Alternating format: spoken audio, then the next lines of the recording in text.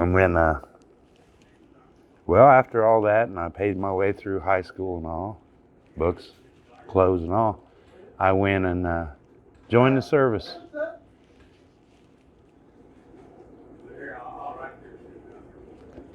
And my dad, he says, you know, this is probably one of the best things you'll ever do.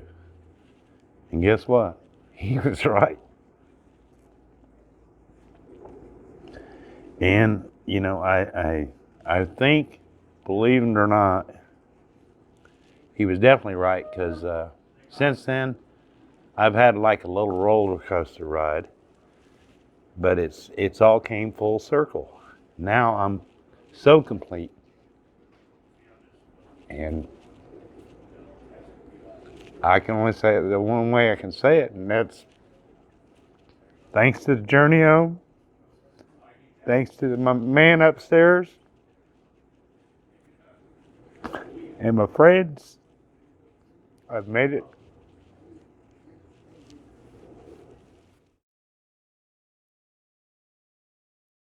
I'm like, oh my gosh, you know. And I'm starting to have this little worry, but yet here I am, this warrior. I can do it. And I thought real strong. But after a while, I was like, hold on now. You don't want to have a mental breakdown. You gotta do something. So I done what I thought was right. I went to the Gas City Police Department and I said, hey, I need to find a place to get some shelter. They ended up putting me in the Grant County Rescue Mission. And from there, I came upon a place called the Journey Home. They welcomed me with open arms. And I'm just blessed because without their, you know, reaching out and saying, hey, we're here. You know, I heard a lot of people say, man, what are you doing? And I said, I'm trying to get me together, because once I get me together, then I can go forward. And as Teresa, I guess she called her number 2 in charge, whatever, along with Eldon, he's the CEO of the Journey Home. I just, you know, I basically listened to her. She had a house meeting where all us veterans get together, and she says, it was almost like she's pointing, going, Don. I go, what? She says, listen up, look, no kidding around. Listen up. I want you to get an idea of what you want to do, how you want to go about getting a place, how to get a job, so on and so forth. And to me, that was the beginning of my little trek of being homeless. Not once, but now we've done it twice. For most of you veterans, male or female, or anybody, there's always help out there. And to me, the journey home was what hit me the best. I felt comfortable after getting to know the staff. I actually worked at the journey home in-house, and I was still a resident. And I got to know a lot of the vets. There's some that are still here as far as living in the surrounding communities or elsewhere in other states. But the ones that lived here, I still get to see them on a regular basis, and it's neat. Hi, my name is Nyla. I'm an outreach social worker here at the Journey Home.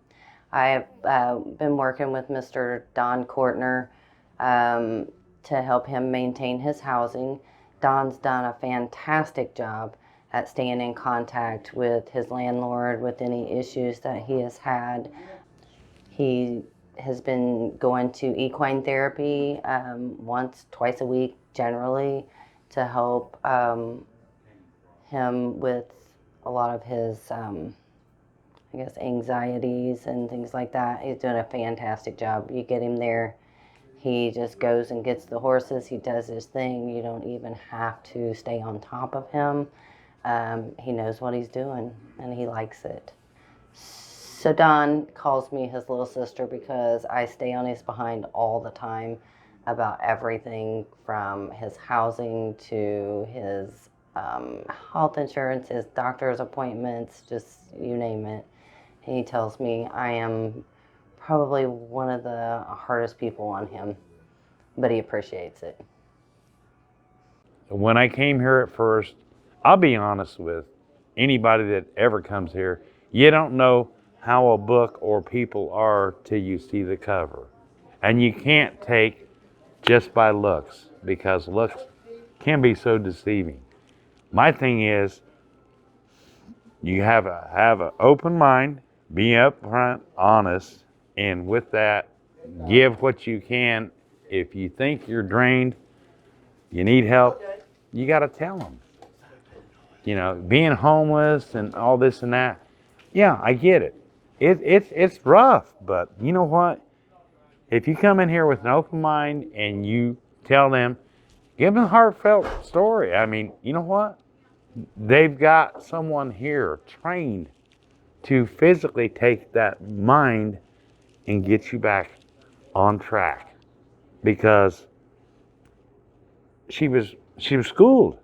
You know, we're talking Stacy, the newest of this team here at the Journey Home. And to me, it's amazing to take things and go on gut instinct to say, hey, you know what? I think I can. I think I can. And then all of a sudden, boom, you're chugging along. I'm Stacy Orr with the Journey Home, and I am the clinical supervisor here.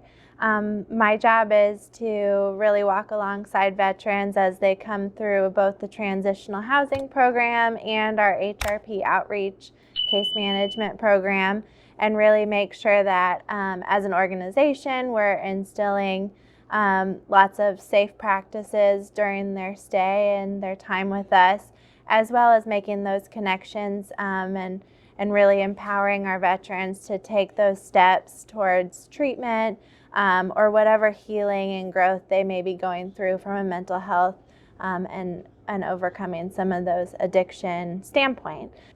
Don is just one of the 200 plus veterans that have come through our program. Don has done a great job connecting with other veterans and community members during his time here at the Journey Home, as well as being housed then in the community itself.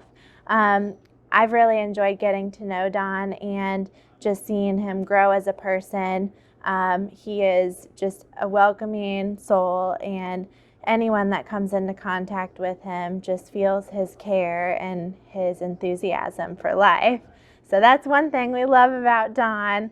And Don, like so many others, really has grown and just changed throughout his time with us over the years. And we have just loved walking alongside him during that journey. If you are homeless, you won't be long. They'll grab hold. You might feel like they're thinking you're the reindeer and they got you by the horns. No, you're still in charge, but you're just getting help, what you need. You as the person donating, that should make your heart feel good. Your whole being just enlightened with happiness, because us as veterans, that's what we need from you. Help.